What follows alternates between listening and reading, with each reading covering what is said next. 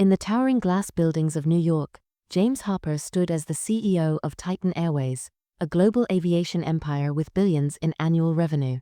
Titan Airways was a symbol of success in the airline industry. Its planes flew across continents, its brand was trusted by millions, and its CEO, James, was a household name in the world of corporate giants. Yet, behind the polished surface of Titan Airways, James felt a quiet unease growing inside him. The company he had built from scratch, starting with a handful of planes and a team of dreamers, was slipping. Complaints had started to pile up, and customer satisfaction ratings had begun to drop. But it wasn't just the numbers that troubled James. It was the underlying feeling that something wasn't right, something that he couldn't quite put his finger on. James had been a visionary, transforming Titan Airways from a small regional carrier into a billion-dollar company with a fleet of state-of-the-art aircraft. His leadership had made Titan a powerful brand, respected in the corporate world.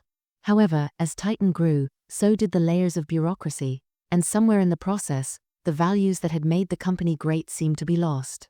The feedback from employees and customers alike had started to reflect a disturbing shift, a culture of exclusion and inequality that James had never intended.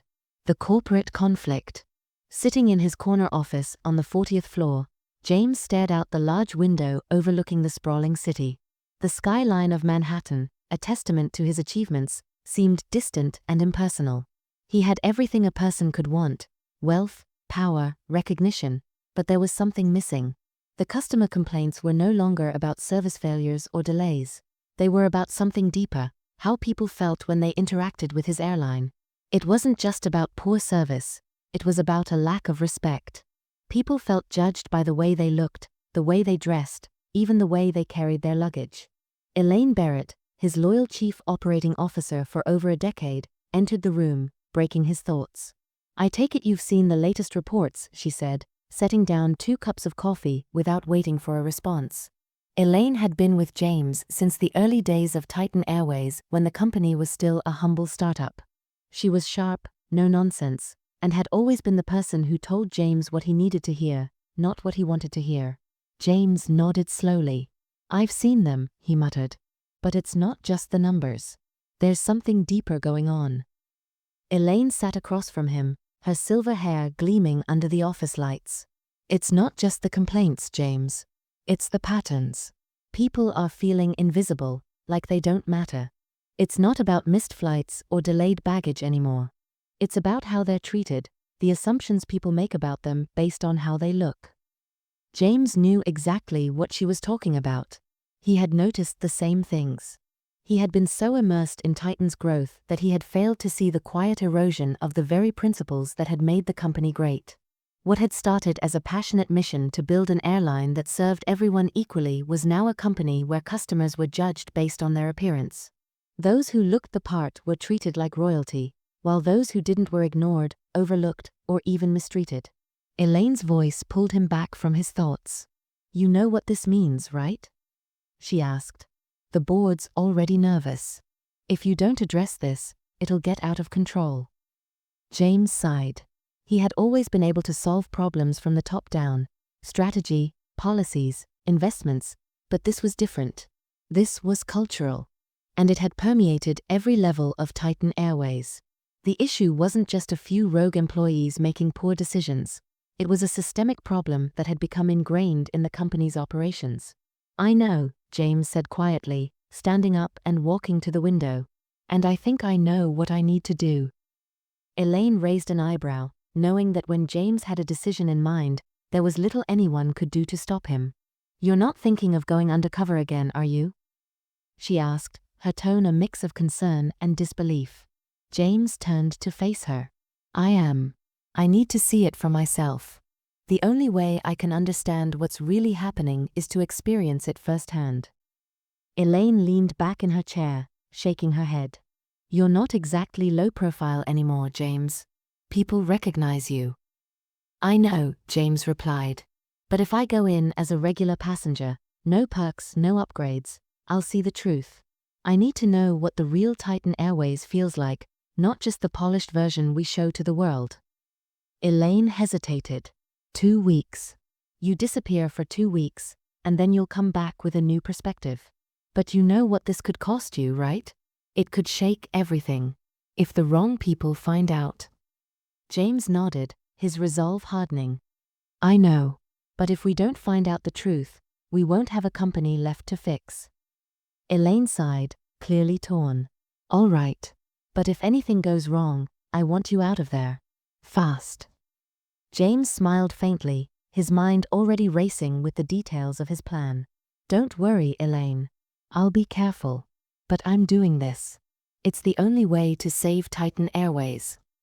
In the quiet solitude of his office, James made preparations for his mission. He would book all his flights under an alias, Jim Harper, and travel on regular routes, with no VIP treatment, no fast lanes, and no corporate accounts. His goal was simple: to see Titan Airways through the eyes of a regular passenger. He knew that in the world of billion-dollar companies, the stakes were always high, and this mission could make or break everything. As he packed his bag and prepared for his undercover journey, James knew that he was about to confront something far more personal than he had anticipated. The true test would not be how his airline performed. It would be how he, as a leader, could face the uncomfortable truths that were about to unfold. This journey would not only reshape his company, it would force him to confront the very essence of what he had sacrificed to build his empire. James Harper's transformation into Jim Harper was as simple as it was profound. He shed his CEO identity like an old skin, donning a nondescript outfit, a faded jacket, jeans, and non-prescription glasses. The stark contrast between his usual tailored suits and his new, inconspicuous persona was deliberate. No one would recognize him now. He was just another middle-aged man in the crowd, blending in with the everyday travelers. As the days passed, Jim Harper navigated through airports, checked in at various terminals, and boarded flights, each step drawing him deeper into a world far removed from the polished luxury of Titan Airways executive suites. Every day was a series of observations. He was no longer the man who commanded attention, who had once been heralded as a visionary. He was just another passenger, subjected to the whims of flight attendants, gate agents, and the silent power dynamics that ruled the skies. One evening, while waiting for a delayed flight in a mid-tier airport lounge, Jim overheard a conversation that would further solidify his suspicions. An elderly woman, perhaps in her late 70s, approached the gate counter, struggling to balance a heavy carry-on bag. Jim watched as the young agent behind the counter looked at her with mild annoyance, offering no assistance as the woman fumbled with her luggage. Just a few minutes later, a well-dressed businessman in his 40s approached the same counter. The agent immediately sprang into action, offering to help with his briefcase and making sure he was comfortably settled. Jim made a note in his worn notebook. This was the pattern. The woman had been ignored because she didn't look the part, while the businessman was treated like royalty, merely because of his appearance. This wasn't about bad customer service. It was about something far deeper. The system was rigged. But even more troubling was the realization that Jim himself, despite being the CEO of this airline, was now invisible. His jacket was too worn. His appearance didn't match the expectations of those who held the power at the company's front lines. As Jim sat in the terminal, watching people come and go, he realized the sacrifice he had made for Titan Airways had cost him more than just time. It had cost him the ability to relate to his own company's foundation. He had spent years chasing the dream of becoming a business mogul, pushing forward, building the airline to what it was now. But in doing so, he had sacrificed something more vital: the human connection with those who worked for him and those who relied on his company for their travels. Back home, his wife, Emily, had called him a few times. Each time, there was a noticeable distance in her voice. She was growing frustrated with his long absences, his endless hours at the office, and his absence from their family. He wasn't just physically absent, he was emotionally distant as well. Emily had tried to reach him, but he had become consumed by the corporate world, a world that seemed to never stop spinning. The world that had now pushed him to go undercover. One night, after a long flight from Chicago to Denver, Jim took a few moments to call Emily. His heart sank when he heard her voice. "James, when are you coming home?" she asked, her tone tinged with exhaustion and frustration. I'm working, Emily," he replied, trying to make sense of the words as they came out of his mouth. It wasn't a lie, but it wasn't the full truth either. He wasn't just working. He was avoiding the reality of what he had become. "I just don't know if I can do this anymore," Emily continued. "It's like you're not really here. You're physically present, but you're not present. I don't know who you are anymore." Jim had no answer. He couldn't refute her claims, because she was right. He had become a man driven by ambition and power, and in doing so, he had lost the things that truly mattered: his family, his relationships, and his humanity. That night, as he sat in the airport lounge, the weight of his ambition settled heavily on his shoulders. He had built Titan Airways into a billion-dollar empire, but at what cost? The sacrifices had been clear: his personal life, his family, and now his understanding of his company. Jim had become so entrenched in his pursuit of success that he had lost sight of the very principles that had once inspired him to start Titan. The more he traveled, the more he saw how disconnected he had become from the very people who had trusted him to lead them. In every city, every flight, he witnessed the same patterns. The same subtle forms of discrimination. The same silent judgments based on appearance, class, and status. Jim's notebook filled with observations, but as the pages grew thicker, so did the pit in his stomach. What he had once built with pride was now showing cracks, and these cracks weren't just in the customer service department. They were in the foundation of Titan Airways itself. His ambition, which had once been a driving force for success, was now the very thing that had isolated him. He had been so focused on scaling the heights of corporate power that he had forgotten what it meant to truly serve those who trusted him. And the most painful realization of all, he hadn't even seen it coming.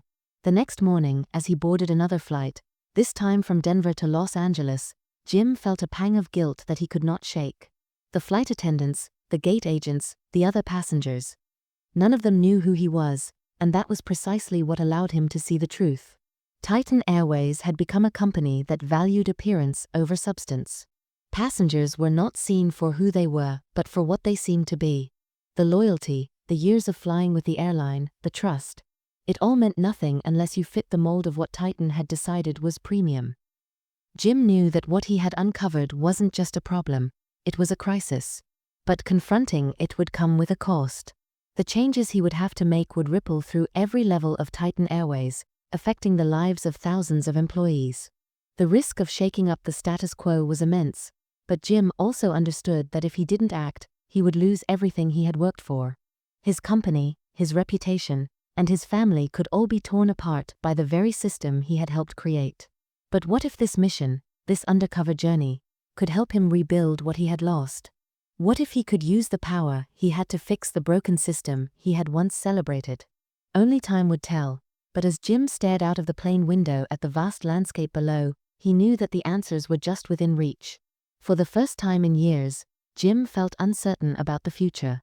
He wasn't sure if he could fix the damage he had caused, but he was determined to try. The cost of success had been steep, but perhaps it wasn't too late to make things right. As Jim's undercover mission continued, the layers of Titan Airways' corporate culture began to peel back.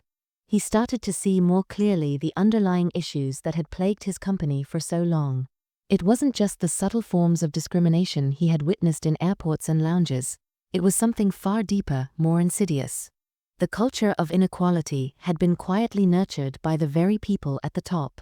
And now, Jim had to confront the man who had played a pivotal role in shaping it, Thomas Reed. Reed was Titan Airways' head of regional operations, a fast-tracked executive who had joined the company after Titan's acquisition of a smaller regional carrier. Since his arrival, he had been tasked with streamlining operations and maximizing efficiency, but his approach came with a dangerous cost. Reed's policies prioritized speed and profit over the values Jim had once instilled in the company. One of Reed's most controversial decisions was the introduction of a tiered prioritization model for customer service. On the surface, it seemed harmless, just a way to streamline interactions and prioritize high-value passengers. But Jim quickly realized that the definition of high value had become distorted. Instead of focusing on loyalty or customer satisfaction, Reed's system placed emphasis on superficial attributes: how a passenger looked, what they wore, and how they carried themselves. In short, the more premium a passenger appeared, the better treatment they received. For the first time since he had begun his undercover journey, Jim felt the full weight of the corporate manipulation he was up against. Reed had not only allowed this culture of favoritism to take root, he had actively cultivated it. But it wasn't just a few rogue employees making poor decisions. It was a coordinated effort, sanctioned at the highest levels of Titan Airways. Jim had known that the company had drifted from its original values, but he had never imagined it was to this extent. He had built Titan Airways on the premise that it would serve everyone fairly, but Reed had taken it upon himself to redefine who mattered, using optics and appearance as the deciding factors. It was clear to Jim that Reed was not interested in fairness. He was interested in making Titan Airways a symbol of exclusivity, regardless of the human cost. As Jim's notebook continued to fill with observations, he realized that the situation was far worse than he had thought. He was not just fighting an employee issue, he was up against a systemic culture that had been ingrained over years, a culture built on the belief that some passengers were more deserving than others based on their appearance. And at the heart of this system was Thomas Reed. The showdown with Reed. The time had come for Jim to confront Reed. He couldn't wait any longer. The systemic bias had to be exposed, and the man who had engineered it needed to be held accountable. James returned to the Titan Airways headquarters with a new sense of clarity. He was no longer just the CEO of Titan. He was a man determined to fix the wrongs he had unwittingly allowed to flourish under his leadership. With the evidence in hand, he called for a meeting with the board of directors. The stakes were high, and Jim knew that if he didn't act swiftly, the damage to Titan's reputation, and his own, would be irreversible. Before the meeting, he requested a private meeting with Elaine, his trusted COO. "We need to act fast," Jim said, pacing around his office. "I've uncovered something that goes deeper than I ever expected." Elaine raised an eyebrow. "What are you talking about?" "It's Reed," Jim replied, his voice low and intense. "He's the one behind this. He's the one who's implemented the system of discrimination I've been seeing. It's not just bad service, it's deliberate. It's intentional." Elaine looked worried, but Jim could see that she trusted him implicitly. "You have the proof?" she asked. "Yes," Jim said, flipping through the pages of his notebook. "I've tracked every incident, every example. And I've found a pattern, one that leads straight to Reed. He's the one who created this system of exclusion, and now he's going to answer for it." Elaine nodded solemnly. "This won't be easy. Reed has a lot of power in this company. But if what you're saying is true, then we have no choice but to confront him." Jim agreed. "We can't let this continue. I won't let Titan become a company that only serves the elite. We have to make it right." The confrontation was set for the following day. Jim called Reed into his office, the air thick with tension. When Reed entered, he was as confident as ever, his usual smug smile in place. He had no idea what was coming. "Take a seat, Thomas," Jim said, his tone cold but controlled. Reed sat down across from Jim, clearly unaware of the storm that was about to hit. "What's this about?" he asked, trying to read Jim's expression. Jim didn't waste time with pleasantries. "This is about your policies. The ones you've implemented that have caused a culture of discrimination within Titan Airways." Reed blinked in surprise, then tried to recover. "What are you talking about? Titan has always been about customer service and efficiency." "Not anymore," Jim replied, pulling out his notebook and flipping to the pages where he had documented Reed's actions. "You've manipulated the system to reward passengers based on their appearance, not their loyalty. You've created a culture where some people are treated better than others just because they look the part." Reed tried to deny it, but the evidence was irrefutable. Jim had not only documented the behavior of employees, but had also tracked the policy changes that Reed had introduced. It was all there. Clear patterns of discrimination, intentional favoritism, and a culture that went against everything Titan Airways was supposed to stand for. "You had the arrogance to assume no one was watching," Jim said, his voice steady but filled with quiet rage. "You were wrong." Reed stammered, "This is absurd. You're taking this too far. I was just trying to make the airline more efficient." "Efficiency doesn't mean sacrificing dignity," Jim replied sharply. "You've undermined everything we built." As Reed tried to protest further, Jim gestured to the security guard standing by the door. "Take him to HR," Jim said. "He's done here." The meeting ended with Reed being escorted out of the building, his expression shifting from arrogance to disbelief. Jim knew that this was just the beginning of a much larger process. The work wasn't over. He had exposed the rot at the top of Titan Airways, but now he had to rebuild the company from the ground up. Jim turned to Elaine. "We're not done yet," he said, his resolve clear. "We've just begun to change this company." The price of integrity. Jim's confrontation with Reed had been swift, but the consequences were just beginning. The systemic changes that had to be made at Titan Airways would shake the company to its core. Employees, particularly those who had been part of Reed's regime, would resist the changes. But Jim knew that he had no choice. Titan Airways had to change if it was to survive, and if it was to stand for what it once did. He had no illusions about the challenges ahead. The road to recovery would be long, and the personal sacrifices would be immense. But he was willing to face them. For the first time in years, Jim felt as though he was truly in control, not just of the company, but of his own future. And as the meeting with the board drew near, Jim knew that this was the moment where everything could change, both for Titan Airways and for himself. Would the board support his vision for a new Titan, or would they protect the old ways, the ways that had nearly destroyed everything Jim had worked for? One thing was certain. This was a battle that Jim was willing to fight, no matter the cost. The boardroom was tense. As the 12 members of Titan Airways' leadership team sat around the polished glass table, the weight of the situation hung in the air. The chairs were slightly too stiff, the fluorescent lights above flickering faintly in the silence. Jim Harper, once the man revered for building Titan from the ground up, now stood at the center of a storm of his own making. His challenge was no longer about saving his company. It was about confronting the uncomfortable truths he had long overlooked. "Thank you all for adjusting your schedules," Jim said calmly, his voice resonating through the room. His eyes swept over the faces before him, board members, legal advisors, even some old allies who now seemed uncertain. "What I'm about to share with you isn't just a report. It's evidence, and it demands action. Immediate action." He set down a thick folder in front of the board members, the pages filled with details of what he had uncovered over the past 2 weeks. As he spoke, Jim didn't sugarcoat anything. He didn't hide behind corporate jargon or diplomatic language.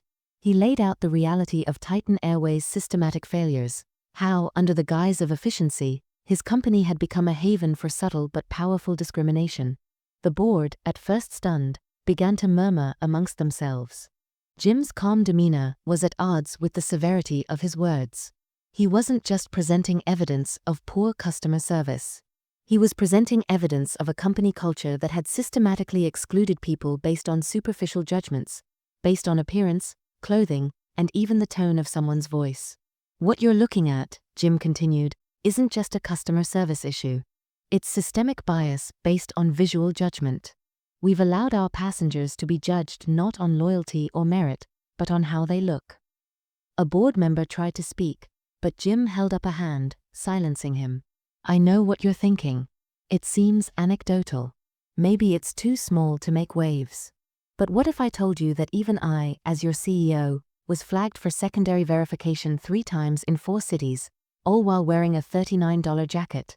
What if I told you that we had a policy in place that allowed this to happen to our most loyal customers?" The room fell silent. Jim's words hit like a sledgehammer. He was not just speaking of corporate mismanagement. He was accusing the very foundation of Titan Airways of betraying its passengers, betraying the values it had once been founded upon, rebuilding trust. Jim paused, letting the weight of his revelations sink in. It was time for action. What I've seen these past 2 weeks, what I've felt, cannot be ignored. We need to make systemic changes. It's not just about cleaning up a few bad actors. We need to take full responsibility for what's happened and make real, meaningful changes that will not just restore our reputation but bring us back to our core values. The board was stunned into silence, but Jim wasn't finished. "We are suspending 17 employees, including key leadership members who enabled this culture to thrive. We're rolling back the manual override protocols that allowed employees to make discretionary decisions based on appearance. We are launching a full, mandatory retraining program for all frontline staff to ensure that no passenger is ever treated like they don't matter. But we're not stopping there. I'm also establishing a passenger advocacy council, a group of real customers who will hold us accountable. And for every executive, including myself, we will each spend 2 days every year working frontline roles. It's time for us to remember what it's like to serve, not just to lead. As Jim spoke, the tension in the room began to shift. There were murmurs of agreement from some, but there were also clear signs of dissent from others. The CFO, ever the pragmatist, raised his hand. This will be costly, he said, calculating the financial impact of the changes. We're talking about a major overhaul, training costs, legal fees, and possible lawsuits. Are you prepared to handle the financial fallout? Jim nodded, unflinching. This is the price of doing what's right.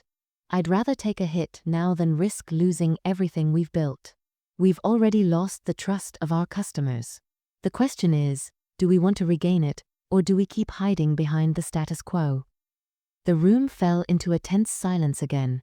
The board members exchanged glances, the enormity of what Jim was proposing weighing on them. But in that silence, a transformation began. One by one, the board members began to nod in agreement. Jim had given them no choice. His words had been sharp and clear. This was the only way forward. By the end of the meeting, the board voted in favor of Jim's plan, 10 votes for, 2 abstentions. It was done. The cost of change. In the days that followed, Jim's plan went into action. Titan Airways began a complete overhaul, starting with the suspension of 17 employees, including Thomas Reed. The fallout was immediate. Employees who had been complicit in the culture of discrimination were shaken to their core, but the company was committed to making real, lasting change. Reed's termination was swift. The confrontation in the executive conference room was short and tense. He had tried to defend his actions, to shift the blame, but Jim wasn't having it. You had the power to change things for the better, but you chose to exploit it, Jim had told him, his voice steady and resolute. Now you'll face the consequences. The media covered the story widely, and the backlash from Reed's termination was intense. But it wasn't just about Reed. It was about the corporate culture that had allowed people like him to thrive in the first place. The changes were necessary, painful but necessary. A new beginning. Jim knew the road ahead would not be easy. Titan Airways had been through a seismic shift, and there were bound to be more challenges. But for the first time in years, Jim felt a sense of clarity and purpose. He had made the hard choice, the one that would set the company back on track. Not just for its employees or its shareholders, but for its passengers. The public reaction was mixed. Some hailed Jim as a hero, a CEO who had the courage to confront the systemic problems in his own company. Others criticized him, questioning the timing and the extent of the changes. But Jim wasn't focused on the critics. He was focused on the future, on making Titan Airways a company that didn't just serve the elite but respected everyone equally, regardless of how they looked or dressed. As the days passed, Jim felt the weight of the changes settle in. His decision to go undercover had revealed a deep flaw in his company, one that he could no longer ignore. But in confronting that flaw, Jim had begun the process of healing. He had been willing to sacrifice the old ways of doing business in favor of something better, something more aligned with his original vision. Titan Airways wasn't just a business. It was a symbol of what could be achieved when a company put people before profits, when leaders valued integrity over image. And for the first time in years, Jim Harper was proud of what Titan Airways stood for again. As the sun set over the Manhattan skyline, Jim stood in his office, overlooking the city. The journey had been long, the stakes high, but he had made it through. Titan Airways was on a new path, and so was he. I didn't build this company just to fly people, Jim whispered to himself, recalling the promise he had made all those years ago. I built it to serve them. And I'll never forget that again. The journey wasn't over. But now, it was a journey he could walk with his head held high.